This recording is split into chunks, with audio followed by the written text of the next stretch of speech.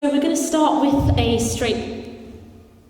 straightforward activity. I'm going to put a colour on the screen and I need you all to simultaneously say the name after I count to 3. It would have worked better if there were more than you, but it's okay. 1, 2, 3. Good, so we pretty unanimously got that as black. I'm quite chuffed with that. 1, 2, 3. 1, 2, 3. Oh, okay, we did all think it was great. That's good. 1, 2, 3. Sorry if that hurt some of your ears. That is also grey. Thanks for being specific, Anime. 1, 2, 3. Okay, so that's actually eggshell. I didn't expect most of you to know what eggshell is because it's quite bizarre general knowledge to have. But I do just want to take note of the different reactions that we got to that. So some of you abstained because you clearly acknowledged that it wasn't white, but you didn't know the actual shade name. Others of you didn't know for sure, but used the knowledge at your disposal, to try and categorize it anyway. So I heard some beiges, I heard some browns, I think, and some creams, but yeah. So now we're going to play a similar game, and instead of naming colours, we're going to try and categorise a situation. So like the colours on the screen, hopefully this is going to become harder for you to confidently answer. And instead of black or white, we're just going to say if it is good or bad. Pretty straightforward. So we are going to take it way back to a beautiful summer's day of July the 20th, 2009. I'm sure some of you were learning how to crawl, but at this point, a lot of us were in primary school. And this primary school is handing out free apples. And Dora here has taken an apple when Diego comes along and nicks her apple. I got a bit too passionate there. So now we're going to do a vote. What are we thinking about Dora? 1, 2, 3. Good. And what are we thinking about Diego? 1, 2, 3. So yeah, we were able to really easily distinguish who the bad guy or the perpetrator was and who the good guy or the victim was. And this is not too far off from reality because under British common law, which is the judicial system that has been practiced in this country since around the 14th century, the concept of a jury was developed. So it was actually made in this country, and that was thanks to 2 key developments. So firstly, we have the dashing Pope Innocent III, and this guy decided that he was going to ban trial by ordeal, and this was the method that was previously used to test whether someone was guilty or not, and it basically left it up to God. So they used many ingenious methods, such as seeing if somebody sinked or drowned in holy water, except then they drowned and they were they were innocent. Yeah, it's quite sad. And also using a hot rod of iron, holding it to their hand, and then depending on how well your hand healed, you were innocent or guilty. Well, he banned it, so there was now an open space for a new means of trialling. And at the same time, there was the Magna Carta, and a bunch of nobles and barons forced the bad King John to sign this, and this basically allowed for many more rights of the people of Britain.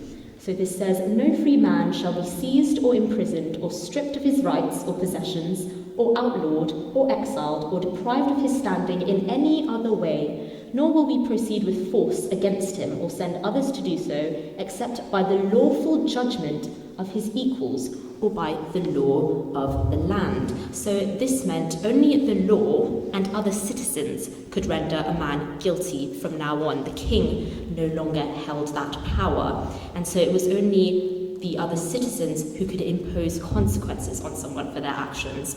So both of these naturally led on to trial by jury, and the first one happened in 1220. So we're going to go back. We're going to pretend that we are the teachers, and a very distressed Dora has approached us because she's just had the traumatic experience of getting her apple taken away from her. Now, we need to come up with a solution because we're only a primary school. We don't need Dora's investment banker dad to sue us over an apple. So we're going to write a suitable reaction to this. And would someone kindly write it down?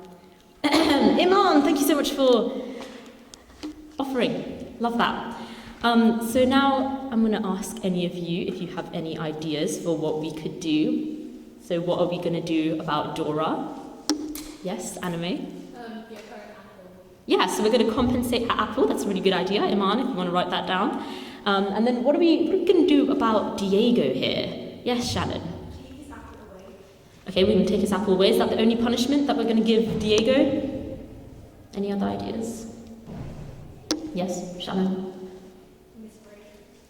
Okay, Diego also has to miss break because of taking the apple.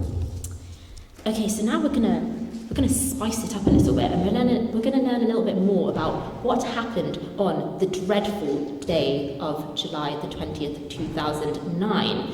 So as it turns out, Dora had already had 4 apples that day, and the one that Diego stole from her was the 5th apple that she was having, except the school said that each pupil was only entitled to 1 apple. So now we're going to vote again. We're going to see if this changes anything. So do we want to vote on Dora? 3, 2, 1. Bad. Okay, so we've changed our opinion on Dora. And what about Diego? 3, 2, 1. Bad. Okay, so we still think that Diego is bad. But there's even more to this story. I think we need to learn a little bit more about Diego's intentions behind the theft of the apple. Now, as it turns out, Diego comes from a single income household. And so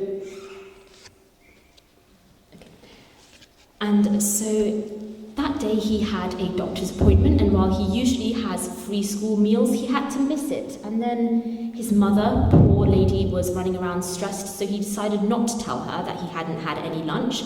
And he was absolutely thrilled when he came into school to find out that they were handing free apples, except when he got there, because of other pupils like Dora taking more than 1 apple, there were no apples left. So now we're going to vote again, and we're going to see if anything has changed. So are we still feeling the same about Dora and her lack of self-restraint? 3, 2, 1. Same opinion on Dora. And what about Diego? Has this changed our outlook on Diego? 3, 2, 1. Ooh, okay. So we got a few goods, a few bads there. That's interesting. So now we're going to go back to our judgment, what we decided the consequences were going to be, and what are we thinking about compensating Dora's apple? Are we still going to compensate that apple? No? I'm getting some... No? Okay. And what about Diego? Are we still going to take away his breaks? No. So we've... Okay, so we've decided that we're not going to be as harsh to Diego. We're not going to take away his breaks, or we might take away his breaks and just give him an apple to make him feel better. Now, my point here may seem very basic, but Diego, at the ripe age of 7, actually had some pretty complex intentions for stealing that apple. And when we heard of this, we sympathized, so we made his consequences a bit more lenient, but we still pretty much agreed that Diego's actions were not the right way to go about missing a lunch. However, despite not knowing all of this, at the start, we were very confident in saying that Diego was bad and Dora was good. So now we're going to remember what happened in the eggshell slide and the reactions. So some of us had tried anyway, some of us had abstained, which links me on to how we are wired to interpret data, because our perception of reality is going to affect our judgment of it. So a good example of this is optical illusions. So when we know that all of those dots are white, but when we look at a single dot or a small section of the white dots, we still see the other dots as black. Hopefully that's come up well on the projector. And that's because our brain likes patterns. We like to link things and pre-assess situations so that we can gauge them. Now, I'm not going to stand here and say that judging is always bad and we must avoid this habit on all costs, because sometimes it's actually quite an advantageous attribute, and often we're actually pretty accurate with our first glance. So Diego's actions throughout were not the right ones to take, despite us later on understanding why he did it. So the first assumptions that we made were based off of maybe other experiences that they had, and that's why our first reactions are usually not unsound, even if we don't have all the knowledge. However, it's really important to be aware of these tendencies that we have, because they can lead to stereotyping and scapegoating, especially when the experiences that we have may be very limited and they may be only really extreme negative ones. So in conclusion, what I hope you take away is that it's our job to be informed whenever we think that there's a grey area, whenever we think that something's not black or white. We have to gauge that, and then we have to inform ourselves. And also, juries are there to make bias less likely. We're very lucky in this country. We have the opportunity to a fair trial, and every perpetrator is entitled to a barrister who, regardless of their outlook, regardless of whether they think the person is guilty or not, they're going to defend them in court. And most importantly, I hope that this has got you all thinking. So that's the end. Thank you.